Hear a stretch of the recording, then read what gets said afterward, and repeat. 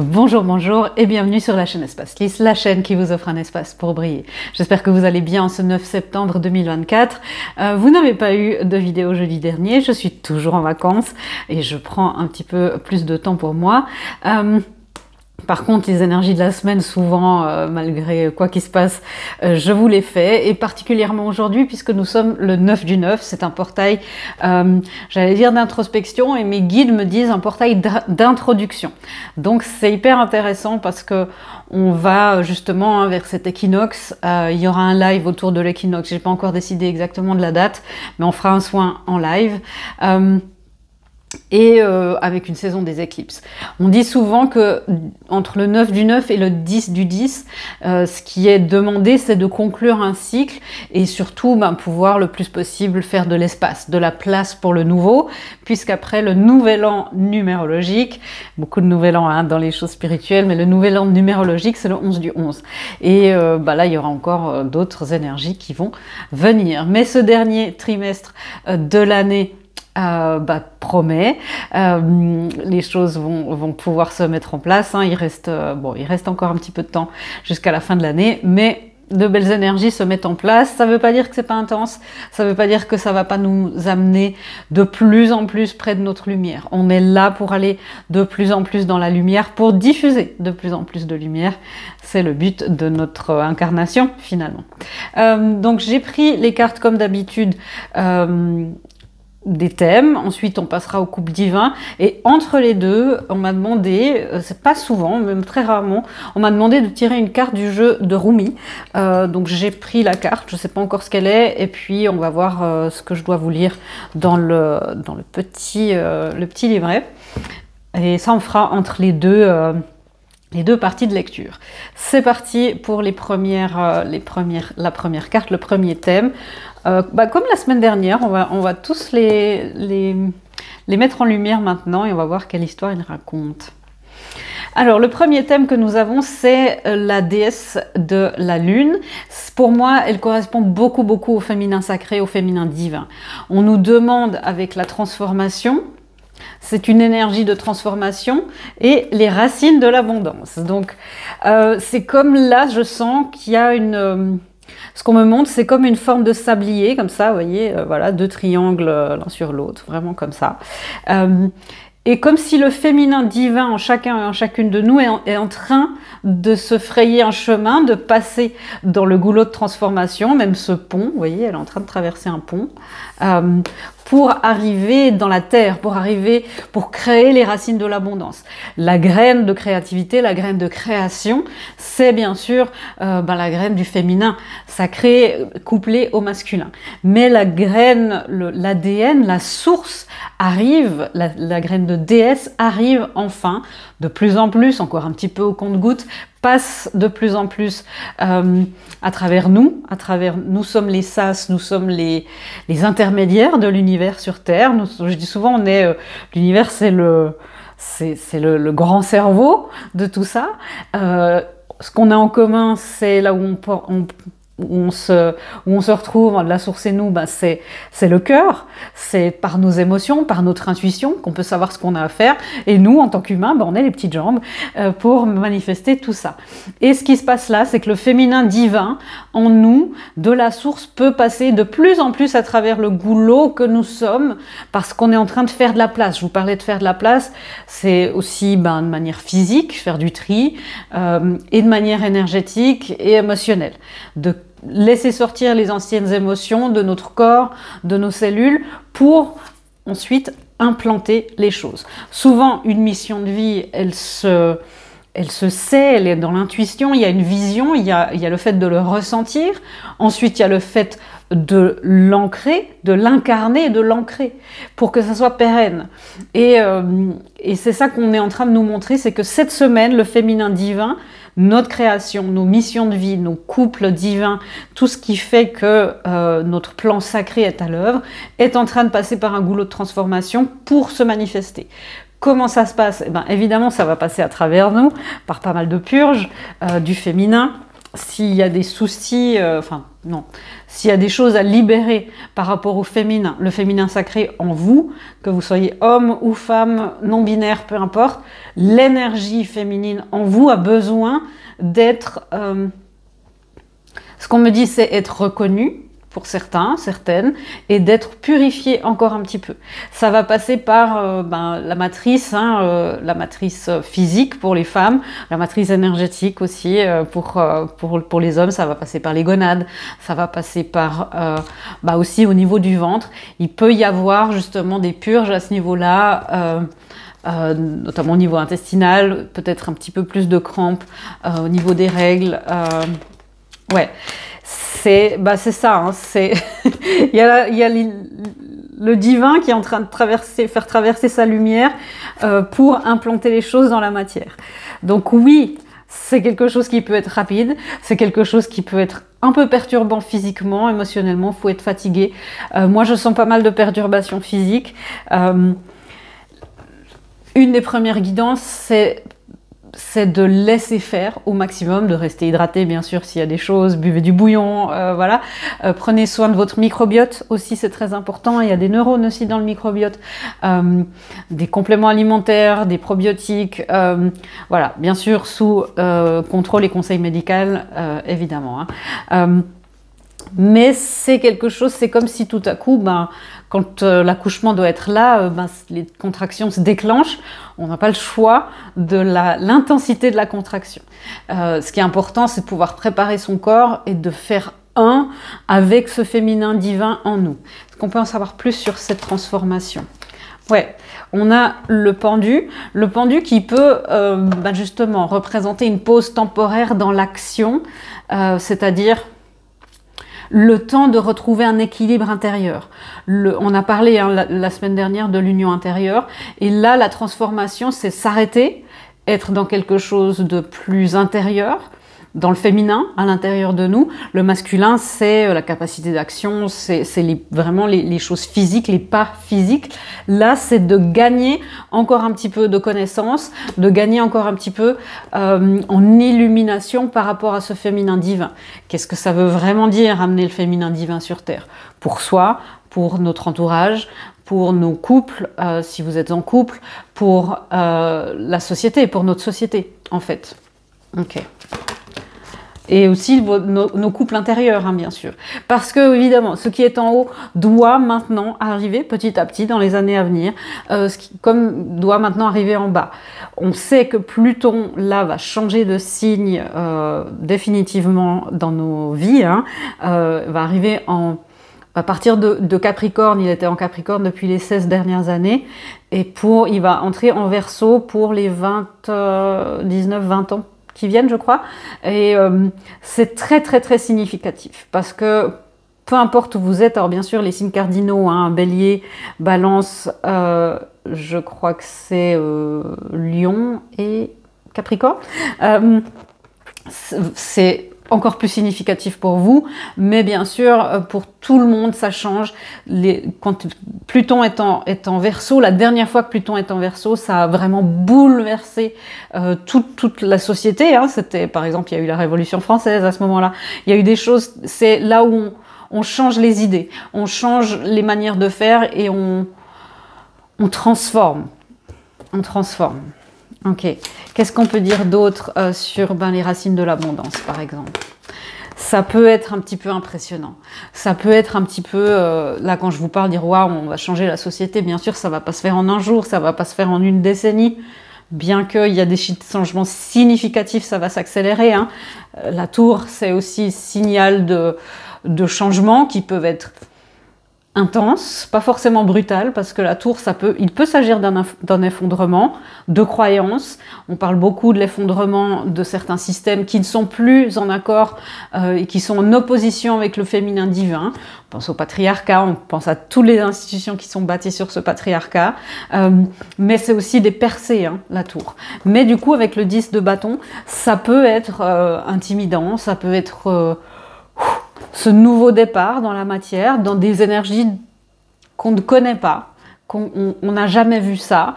Le féminin divin a commencé de vouloir être implanté il y a plus de 2000 ans maintenant, mais on arrive un petit peu à maturité, peut-être dans les 100 ans qui viennent.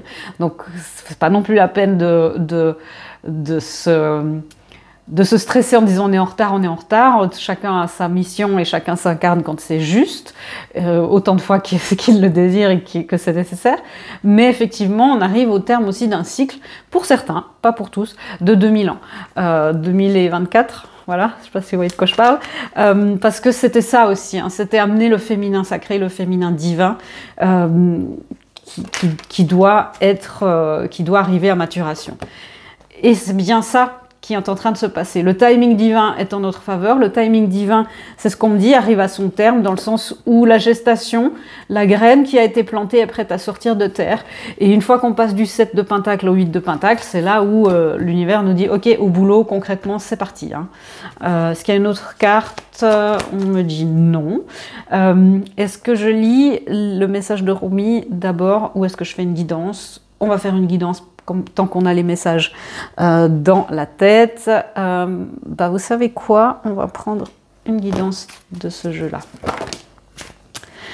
Oui, je vous le disais, la guidance, vous voyez, ce qui sort, c'est le chakra du cœur, parce que c'est si on reprend cette image du sablier, si nous sommes un grand sablier, le goulot qui doit s'élargir maintenant.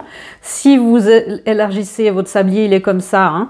Si vous élargissez le goulot, ça fait un grand pilier de lumière. Et c'est ça qu'on veut. Et c'est en ouvrant notre cœur. Plus vous vous concentrez cette semaine sur votre capacité à recevoir, votre capacité à ouvrir votre cœur, votre capacité à vous dire que vous méritez, que vous n'êtes pas sur un chemin de vie, sur un chemin de couple divin, par exemple, si vous ne méritez pas l'amour divin, si vous n'avez pas les capacités de le manifester. L'amour divin est accessible pour tous. Bien sûr, il y a 2-3 choses à faire pour faire assez de place pour de telles fréquences, mais voilà, la guidance, c'est d'ouvrir son cœur. Ok, on va voir le message de Rumi. Je vais découvrir la carte avec vous. C'est la carte, le chiffre 30, vous voyez, c'est significatif, et c'est la déesse tournoyante. C'est pas un jeu qui parle de déesse, hein. Il y a vraiment plein de cartes différentes, mais évidemment, cette semaine, on devait parler de la déesse tournoyante. Je vous montre la carte parce qu'elle est juste magnifique. Ouais, et le chiffre 30, hein, c'est une collaboration. Le 3, la coopération, la trinité, la trilogie, c'est ces deux triangles, hein, le féminin sacré dans ce sens et le masculin sacré dans l'autre sens. Et le but, ça sera d'amener ce féminin sacré sur Terre, ça fera une étoile de David, hein, si on reste dans la géométrie sacrée, la géométrie divine, qui se transforme en zéro, le tout, le rien, le complet, le vide, le plein, tout ce qui est, on repart à zéro et on repart à la perfection. Donc, ouais, très significatif. Alors, qu'est-ce qu'on a à nous dire sur cette carte numéro 30? J'ai pas mes lunettes, donc je vais lire de manière très proche, vous verrez. Alors, je vais pas tout lire, évidemment, c'est très long. La déesse tournoyante perd la tête. Okay. Perd la tête. Aucun fil doté d'une tête n'a jamais pu entrer dans le chat d'une aiguille. Ça reprend un petit peu ce fait de goulot d'étranglement. Hein. Il y a un endroit où tu dois être. C'est ici et maintenant. Il y a un cadeau juste sous ton nez. Du vin parfumé dans ton verre, brillant d'un rouge pareil au rubis. Pour être ici et maintenant, tu dois passer par le trou de la serrure. Ta tête te dira que c'est impossible, car la porte est fermée à clé. Alors que tu es précisément en train de passer le corps à travers le trou de la serrure pour entrer dans le monde infini qui se trouve derrière. Ouais, les images sont parfaitement en adéquation. Hein. Laisse ta tête à ces combats pour le moment, n'y prête pas attention. Ainsi, ton mental sera comme le chien qui hurle à la mort après le départ de son maître. C'est un petit peu cette carte de la tour, hein, ça peut être un petit peu frustrant. Frustré temporairement, ton mental va mâcher quelques chaussures avant de tomber dans un sommeil paisible jusqu'au retour du maître bien-aimé. Cet oracle t'apporte un message, tu te trouves à un point de ton développement où le mental risque de te retenir au lieu de t'encourager. Si, comme tant d'autres, tu t'es servi de ton mental pour asseoir ton identité ou pour acquérir des certitudes sur la marche du monde, alors il est certain que ce ne sera pas facile. Tu auras vraiment l'impression que l'on te demande de passer par le trou de la serrure. Bien sûr, le mental va vouloir te freiner. Il va vouloir passer en revue toutes les raisons pour lesquelles cette porte devrait être ouverte au lieu de rester fermée, ce qui, évidemment, rendra les choses bien plus compliquées que nécessaire. C'est ainsi que ton mental résiste. Mais n'accorde pas trop de crédit à l'idée selon laquelle la vie devrait être différente. Tu dois danser plutôt que de comprendre.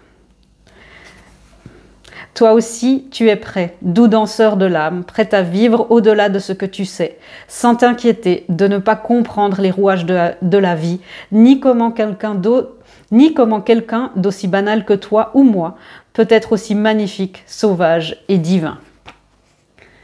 Cet oracle t'apporte un message particulier.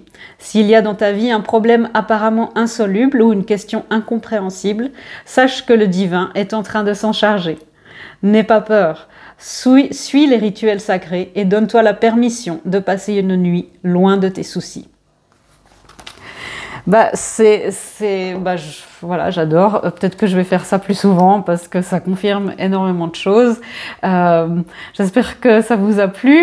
Dites-moi si vous aimez bien les messages de Rumi parce que je trouve ça assez pertinent.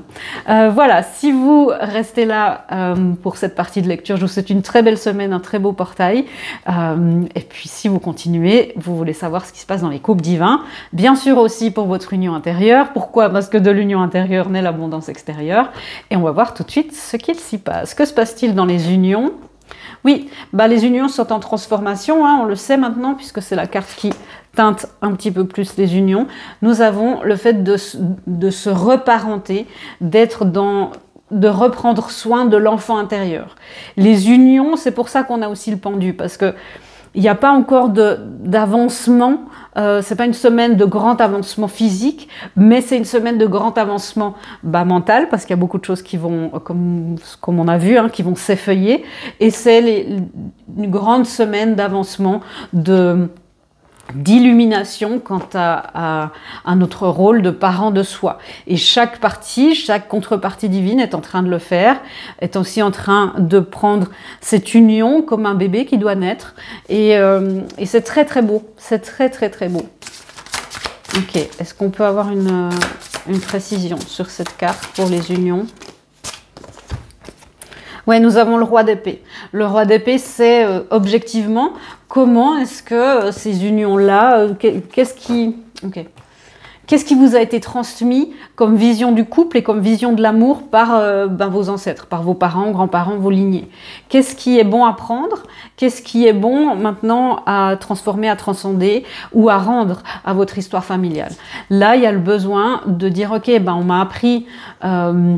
je sais pas, que l'amour, ça s'efface avec le temps, que l'amour, faut pas rêver trop, et puis qu'il faut il y a des choses sur lesquelles il faut lâcher, alors, bien sûr, on est d'accord, mais qu'il faut renoncer à ses rêves, il faut renoncer à une forme d'amour, justement d'amour divin, parce que ça n'existe pas sur Terre. Ça n'existe pas encore complètement, c'est en train d'arriver, les unions sont en train de se former, moi je vous le dis, je le vois.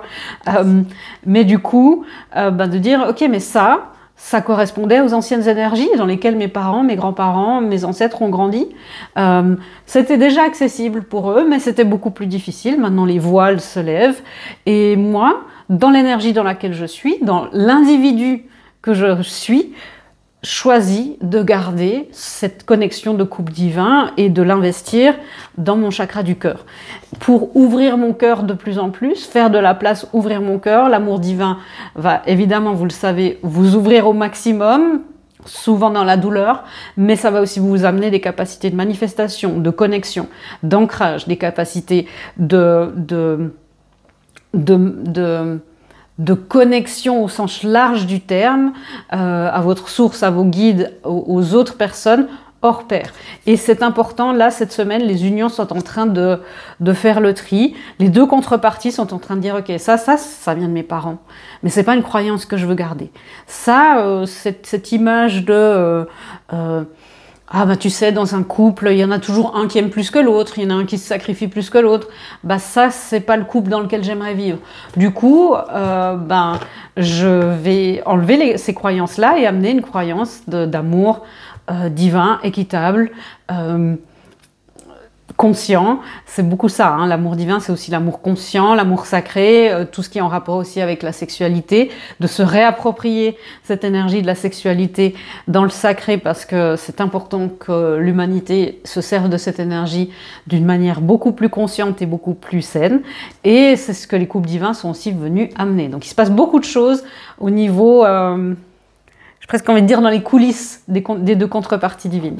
La féminine, bah la féminine du coup, elle honore son féminin, elle est dans la créativité, et c'est comme si, je trouve ça très très beau, regardez cette carte qui est magnifique, de la créativité, c'est comme si la féminine, par sa créativité, que vous soyez en contact avec votre autre ou pas, hein, eh ben, elle est en train de montrer à son masculin, tu vois, ta créativité, c'est la porte vers ton portail sacré. On parlait du chakra sacré, hein, du ventre, qui est le chakra orange, hein, qui est situé au milieu du ventre, enfin en bas du ventre.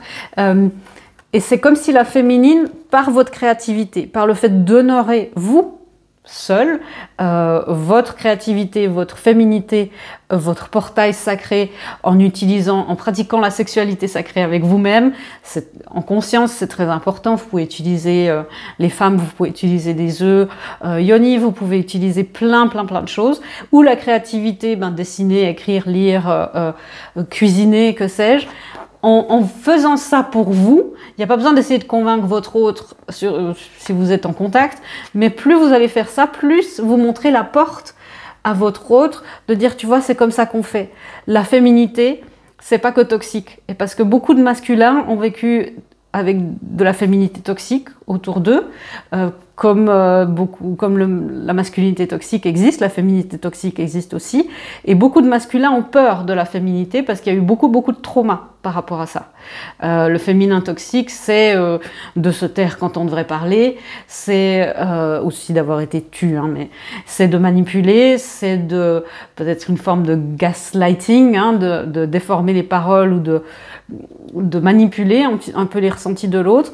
Et là, vous, en honorant ça, votre authenticité, votre manière propre et unique, c'est ce qu'on me dit, d'exprimer votre féminité, que vous soyez homme ou femme, encore une fois, ça montre à votre autre que la féminité est quelque chose de sûr, la féminité authentique, alignée, sacrée est quelque chose de sûr, de sain, de protecteur, et que c'est aussi safe, c'est aussi sécure pour lui de se connecter à vous, à son autre, et c'est aussi sécure pour lui de se connecter avec son sentiment, sa créativité et tout ce qu'il a dans les tripes aussi. C'est très très joli. Et pendant ce temps, bah, le masculin, qu'est-ce qu'il fait? Lui, bah, il est en train de se nettoyer. C'est là où on voit que c'est magnifique, ces couples divins, parce qu'il y a de plus en plus d'effets miroirs, hein. On a ici le masculin, il y a les unions qui sont en train de nettoyer des choses au niveau de leur lignée, de leurs ancêtres, des croyances. Le masculin, il est en train, c'est le revitalisateur, si je peux dire, de l'arc-en-ciel. C'est une carte qui parle de l'abondance, qui parle de grand nettoyage dans tous les chakras, dans toutes les fréquences de votre être, dans tous les rayons de votre être. Pendant que la féminine, elle, est dans la créativité, est en train de réhabiliter, d'être en convalescence et de réhabiliter cette féminité sacrée. Et du coup, bah, lui, ça le nettoie beaucoup. Il est de plus en plus à l'aise avec la féminité, avec le féminin. Et c'est très beau. Je vais éclaircir la carte pour la créativité quand même, avec une carte, s'il vous plaît. Merci. Ouais, c'est aussi, ben voilà, ce que je vous disais avec le 3 d'épée. La féminité blessée, plus vous allez pouvoir créer, mettre en image, en lumière, en écrit aussi vos traumas par rapport à la féminité, ce que vous avez subi dans votre féminin, dans votre corps, ou ce que vous avez pu peut-être causer, hein, mais de créer avec la féminité blessée, ça la répare. Peut-être que c'est important d'écrire sur une expérience que vous avez vécue, un abus, peu importe la nature, peut-être que c'est important de le dessiner, de l'exprimer, de le chanter, de le danser, même si c'est juste vous seul dans votre salon, hein. C'est important d'être dans la conscience et dire ok, je vais sortir ce trauma de moi. Et là, en parlant de ça, ben, je sens que ça travaille beaucoup, hein, pour beaucoup, sur ce chakra sacré. Et le masculin, avec l'arc-en-ciel, où est-ce qu'il en est lui? Il est dans le 10 de coupe. Donc vous voyez, hein, il est en train de comprendre de plus en plus que le 10 de coupe, son contentement émotionnel, passe aussi par un grand nettoyage intérieur chez lui. Il est en train de comprendre que cet arc-en-ciel-là, qui va pouvoir vibrer de plus en plus, même si ça doit le faire passer par ses parties d'ombre, il est en train de comprendre que ce nettoyage-là, c'est fait que cet arc-en-ciel intérieur, hein, c'est tous ces rayons intérieurs, plus ils brillent, plus c'est eux qui vont entourer ce contentement émotionnel. Que c'est le job de personne de le faire pour lui, que bah, malheureusement il n'y a personne qui vient sauver, voilà, parce que sinon on se retrouve dans le triangle de Karpman. Et le masculin est en train de comprendre que sa guérison, sa revitalisation, sa revivance même dépend de lui et que c'est une bonne chose parce que c'est seulement lui qui a le pouvoir, il n'y a aucune passivité là-dedans. Le masculin est en train de comprendre aussi que le 10 de coupe passe de plus en plus par un contentement émotionnel, plus qu'un contentement matériel, qu'un contentement, qu'une position sociale, qu'un titre. Et le masculin est en train de comprendre, parce qu'il passe aussi par ce filtre des ancêtres et de dire ok, qu'est-ce que je prends ou pas. Il est aussi en train de passer par une purge de son féminin intérieur. Le masculin est en train de comprendre que tout ça est possible et que tout ça, ben, finalement, il a tout en main et il est en train de le faire, hein. Il est en train, et c'est surtout cette semaine, de se pencher sur ses énergies, sur j'entends vraiment, c'est une douche miraculeuse, c'est une douche qui le purifie. Donc des soins énergétiques, hein, ça peut aussi vous aider les masculins, pour que vous puissiez rayonner ça, pour manifester ce qui est juste pour vous. Donc c'est très très très beau. Grande semaine de nettoyage. Ok, on va voir un petit peu ce qui se passe, enfin des guidances aussi pour les personnes. Alors s'il y a eu conflit avec votre autre, ce conflit était nécessaire et divinement orchestré. C'est aussi là, en allant passer dans votre chakra sacré, il y a aussi les peines de cœur, les grandes blessures du féminin, l'abandon, le fait d'être... la codépendance crée aussi beaucoup de blessures, hein, le style d'attachement évitant aussi. S'il y a eu un conflit, que ça soit la semaine dernière, il y a 1 an, il y a 10 ans, s'il y a un conflit qui est toujours présent pour vous et vous n'arrivez pas à vous défaire, il y a des regrets qui remontent, ce conflit il était nécessaire et il était divinement orchestré. Ça veut dire, du coup, si c'est divinement orchestré, que c'est réparable. Bien sûr, chacun fait son examen de conscience là. Chacun est en train... Quand les partenaires divins se retrouvent, ce sont 2 personnes différentes, hein. Et le fait de dire, ça c'était ma blessure, et puis de se parler aussi à vous-même, comme le parent que vous n'avez pas eu, le parent à l'écoute, le parent qui connaît exactement, parfaitement vos besoins, parce que vous savez, vos parents ne lisaient pas dans vos pensées, même s'ils ont essayé de faire au mieux, et c'est de dire, ok, la personne que tu étais avant essayait et n'a pas su mieux. Et d'autres erreurs, d'autres conflits dans les couples divins, bien sûr, ça reste des couples humains, hein. C'est pour ça que c'est aussi important de démystifier. Alors, bien sûr, les phénomènes existent, mais c'est pas non plus une histoire Disney, hein. Quand on se retrouve, pour les personnes qui sont en union, elles m'ont beaucoup dit que, voilà, ce sont des couples, hein. Ce sont des couples. Et il y a toujours les choses où il y a des conversations difficiles à avoir. C'est le fait de rester le plus possible en alignement. Est-ce qu'il y a une autre guidance pour les personnes qui regardent toujours? Voilà, hein, on est dans le thème féminin en distorsion. Observe ton rapport à la vulnérabilité. Vous voyez, c'est écrit un peu en vert un peu plus foncé. C'est le chakra du cœur. C'est de regarder aussi, pour soigner, pour amener le féminin divin, on doit se confronter à nos parts d'ombre et à notre féminin en distorsion. Et c'est ce qu'on nous incite, ce qu'on nous encourage vivement à faire cette semaine. Et bien sûr, les énergies vont nous y aider. Et finalement, concentrez-vous, sur votre créativité et tout se passera très bien.